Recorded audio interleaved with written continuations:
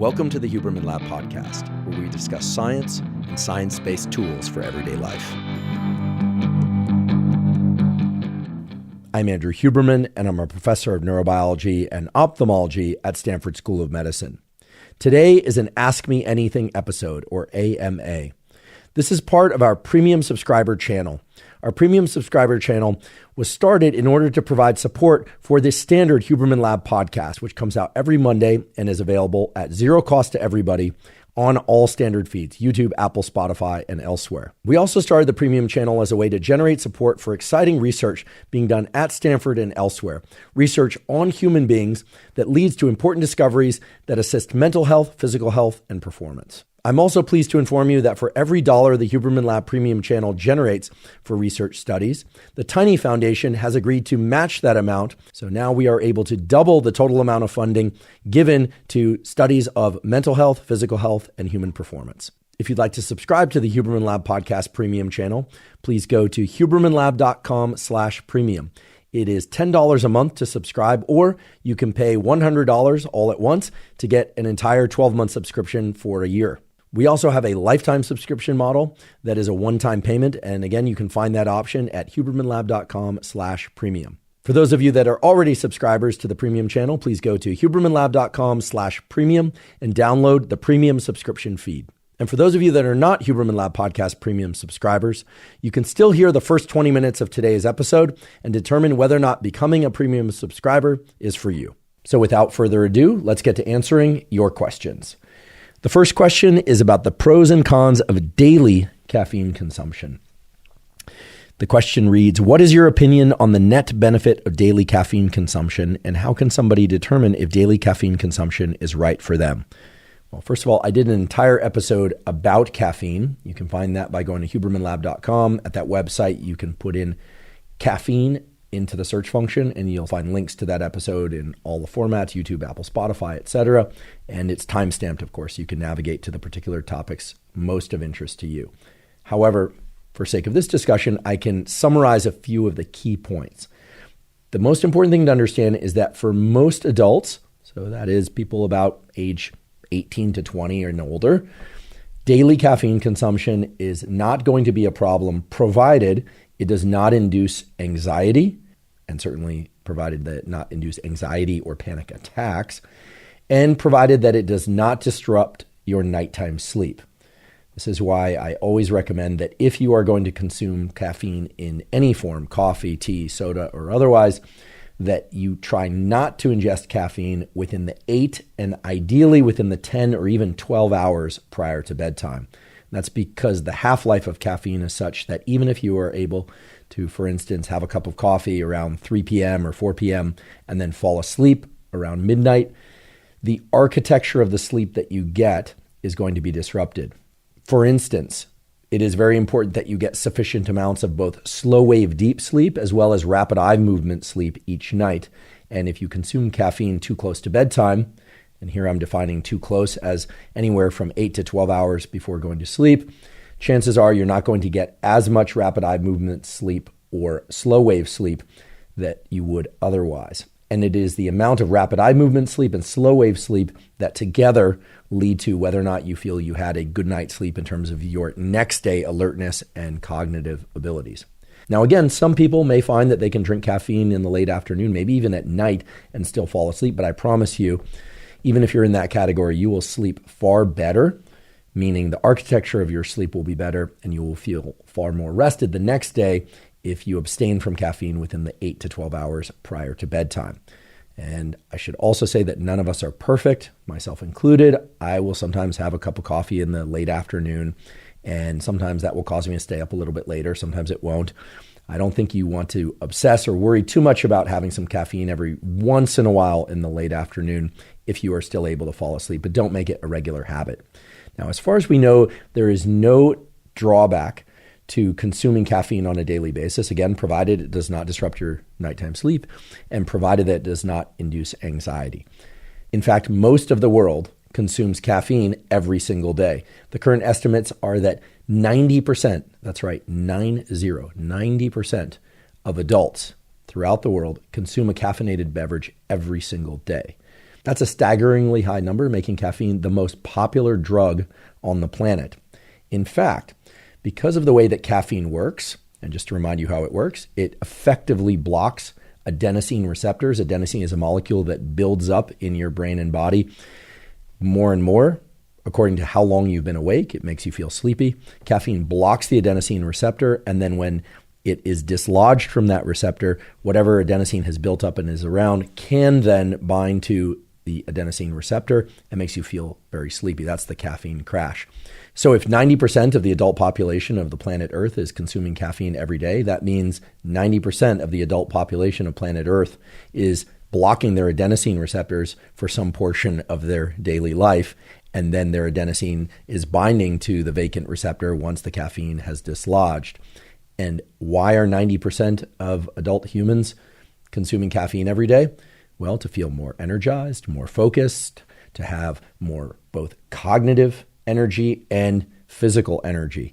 Now, of course, most people are not walking around thinking, oh, caffeine gives me more energy, more focus, etc. Most people are consuming caffeine every single day and are consuming caffeine every single day in order to feel, quote unquote, normal, to be at their baseline level of cognitive ability and physical energy and so on. In fact, if you look at the data on caffeine consumption, what you'll find is that caffeine actually is a cognitive enhancer. It can improve learning and memory. It can increase physical energy. It can increase mental and physical stamina. But a feature of those studies that's not often discussed, but that was, however, discussed in the full episode on caffeine, is that studies of caffeine typically are done by taking chronic caffeine users and then having them abstain from caffeine for some period of time, usually 4 days to 2 weeks, in which time they undergo caffeine withdrawal. They do not feel well. They get foggy headed. They have less energy. There's some malaise, sometimes even some mild depression. And then what they do is they have people take caffeine and take a cognitive exam or do some physical activity and compare their performance to what it was when they were in the withdrawal state.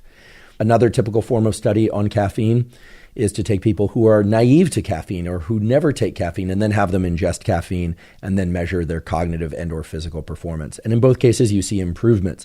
What I'm saying here is that daily caffeine consumption is not going to lead to improvements in cognitive ability or improvements in physical ability above one's baseline unless you either abstain from caffeine for some period of time, typically 4 days to 2 weeks prior, or you are not somebody who typically ingests caffeine. In other words, 90% of the world's population is drinking caffeine on a daily basis to be at their normal level of mental and physical functioning. So the question was, is there a net benefit to daily caffeine consumption? And here I can reliably say, provided you don't suffer from anxiety attacks or lack of sleep from the caffeine consumption, provided that you're mindful of not ingesting caffeine too late in the day, there doesn't seem to be any big drawback to drinking caffeine on a daily basis.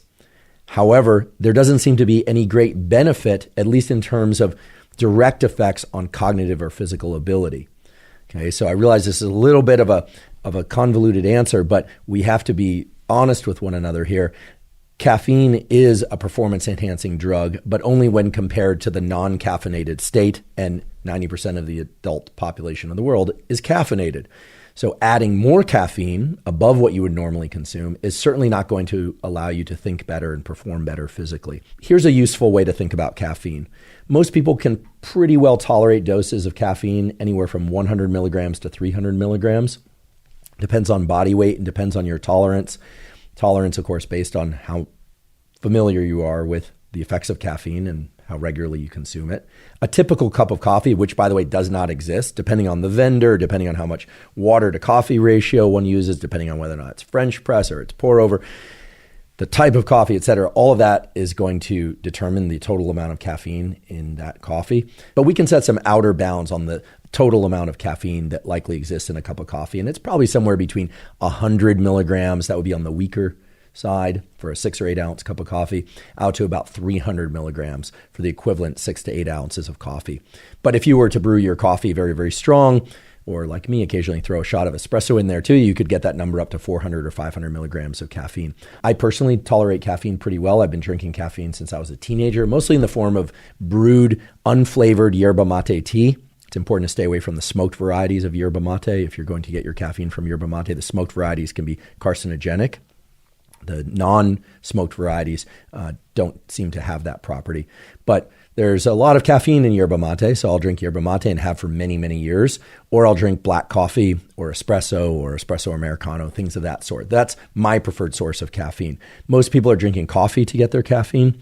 And I would say that if you are going to drink your caffeine, drink it in the early part of the day. As I mentioned earlier, I am a big proponent of delaying your first caffeine intake until at least 90 minutes after waking in order to avoid the afternoon crash. I've talked a lot about this on the podcast. There are a lot of clips on the internet explaining the rationale behind that. And if you do experience an afternoon crash in energy, I do recommend delaying your morning caffeine intake to 90 to 120 minutes after waking. Now, for people that want to get more of a true cognitive enhancing and performance enhancing effect from caffeine, again, you're going to have to abstain from caffeine for about 4 days. For regular caffeine drinkers, that's going to be difficult, right? That is going to lead to headaches. That's going to lead to brain fog. That's going to lead to feelings of malaise. In fact, the last time I took 4 days off or even a week off from caffeine consumption was when I was sick. I don't get sick very often, but when I am sick, I generally abstain from caffeine. And sometimes I wonder whether or not the malaise I feel from whatever viral or bacterial thing I might be dealing with when I'm sick is in part the malaise of caffeine withdrawal. I certainly notice I feel much better when I return to drinking caffeine, but that tends to coincide with feeling relief from whatever sinus symptoms and other symptoms I might have been experiencing from the illness. So it's not a good experiment. I can't tease apart those variables. So the short answer is, for most adults, there does not seem to be any major downside to consuming caffeine. And there have been scattered reports here and there in humans showing that ingesting caffeine can increase dopamine receptors, which will effectively allow you to get more out of the dopamine that you produce. This is why caffeine has a mood elevating as well as energy elevating effect. I should point out that some people just cannot tolerate caffeine. It makes them too jittery, too anxious. They start sweating. They get heart palpitations.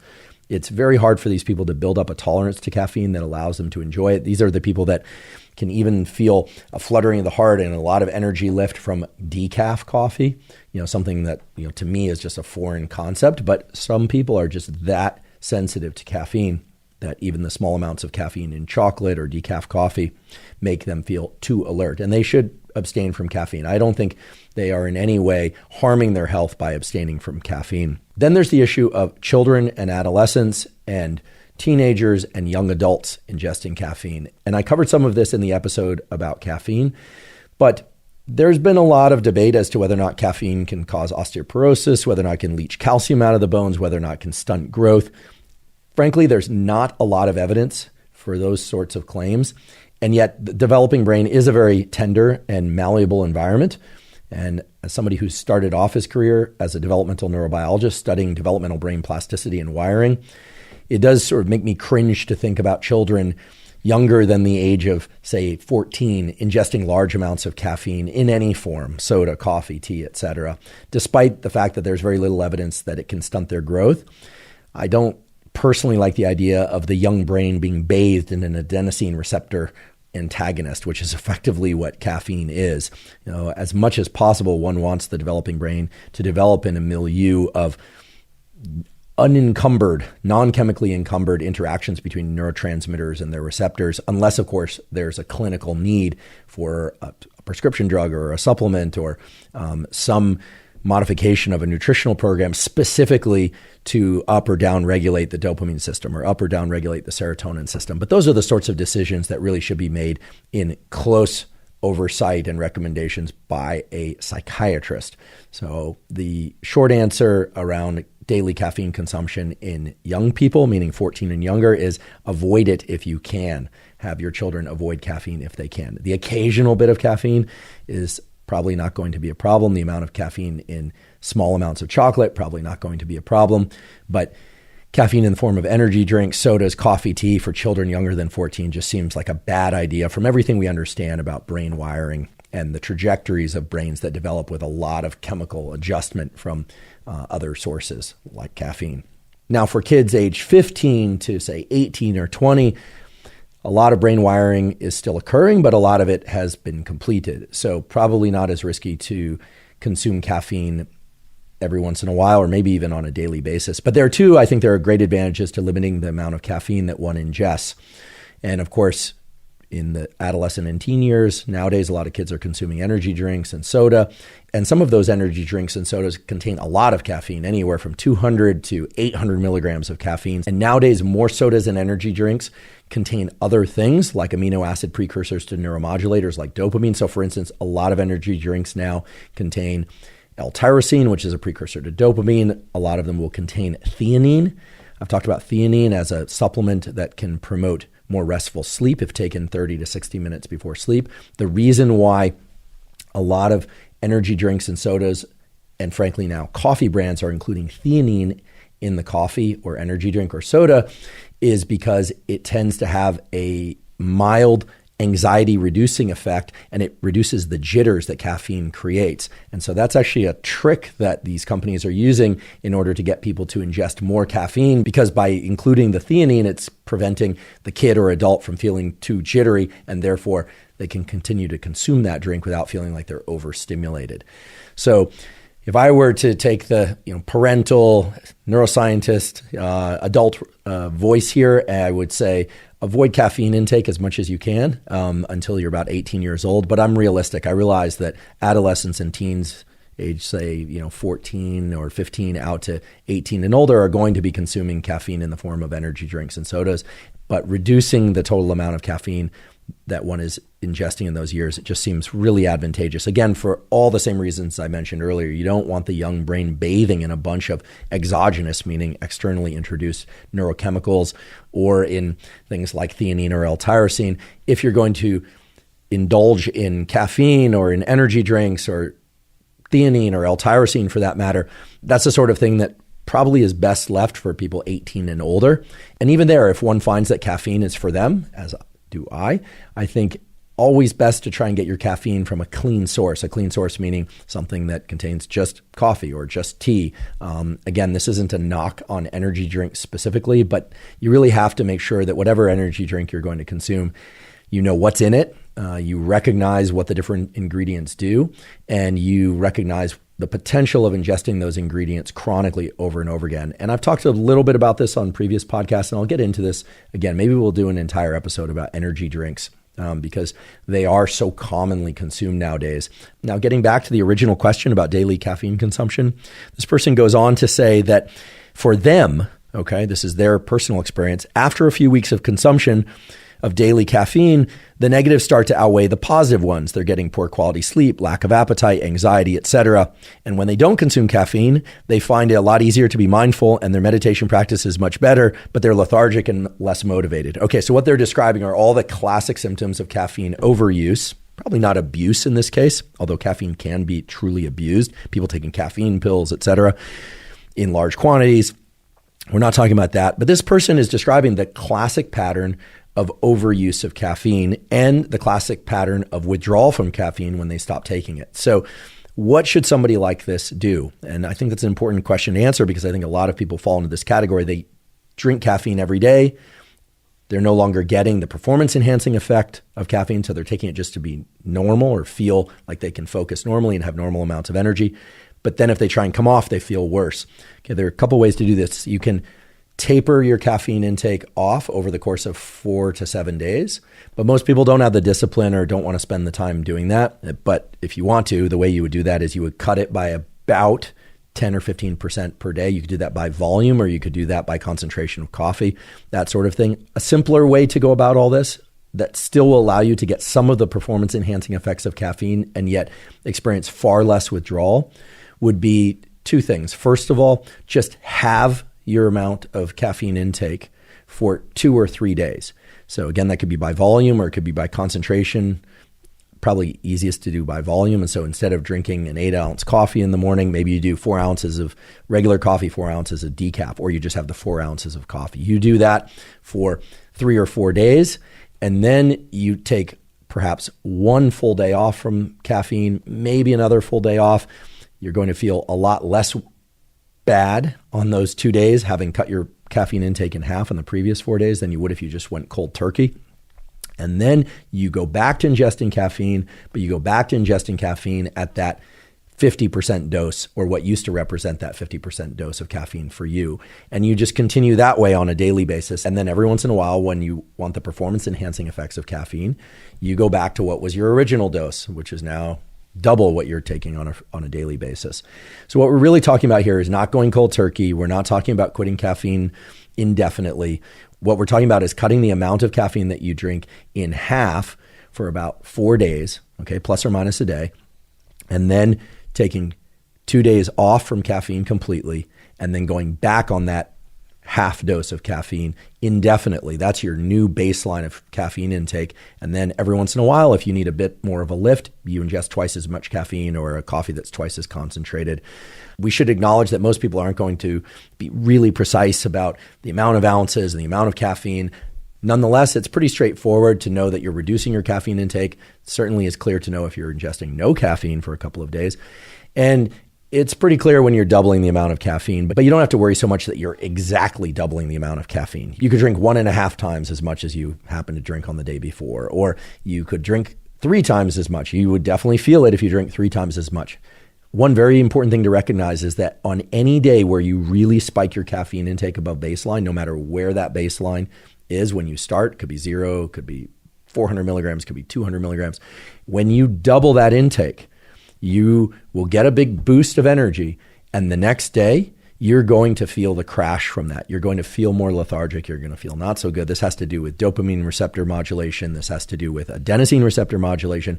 The important thing to do is not continue to consume that elevated level of caffeine, which is what most people do, and then they set a new higher baseline just to feel normal. The key thing is to just manage to get through that crash day, manage to get through that one day where you feel a little less good or maybe even down a bit. Get outside a bit, get some more sunshine. We know that spikes your cortisol in a good way, right? It can increase the catecholamines, dopamine, et cetera. Get a little bit more sunlight, get a little bit more movement, get outside, do something to offset those feelings of malaise, and then get right back to your original goal level of caffeine each day. There's no use in getting so quantitative that you make your life miserable, measuring things out like a laboratory chemist. If you're that type and you want to do that, be my guest. But unless you're taking caffeine in pill form, it's very, very hard to get extremely exact about the amounts of caffeine that you're ingesting. So it is okay to eyeball it, but understand the contour of how caffeine works and what the caffeine performance enhancing effect comes from. It comes from a caffeine intake above baseline. Understand that anytime you go above baseline with your caffeine intake, there's the potential of some anxiety. Understand that there's going to be a slight withdrawal effect that lasts about 24 to 48 hours. Battle through that short period, and you'll be right back where you started and where you need to be so that you can enjoy caffeine on a daily basis and derive the benefits, because there are many benefits to drinking caffeine, and avoiding some of the potential hazards. And again, if you're a young person, I recommend delaying that caffeine intake, maybe, 10 years. Thank you for joining for the beginning of this Ask Me Anything episode. To hear the full episode and to hear future episodes of these Ask Me Anything sessions, plus to receive transcripts of them and transcripts of the Huberman Lab podcast standard channel and premium tools not released anywhere else, please go to hubermanlab.com/premium. Just to remind you why we launched the Huberman Lab Podcast Premium channel, it's really twofold. First of all, it's to raise support for the standard Huberman Lab Podcast channel, which of course will still be continued to be released every Monday in full length. We are not going to change the format or anything about the standard Huberman Lab Podcast. And to fund research, in particular research done on human beings, so not animal models, but on human beings, which I think we all agree is a species that we are most interested in. And we are going to specifically fund research that is aimed toward developing further protocols for mental health, physical health, and performance. And those protocols will be distributed through all channels, not just the premium channel, but through all channels, Huberman Lab Podcast and other media channels. So the idea here is to give you information to your burning questions in depth and allow you the opportunity to support the kind of research that provides those kinds of answers in the first place. Now, an especially exciting feature of the premium channel is that the Tiny Foundation has generously offered to do a dollar-for-dollar match on all funds raised for research through the premium channel.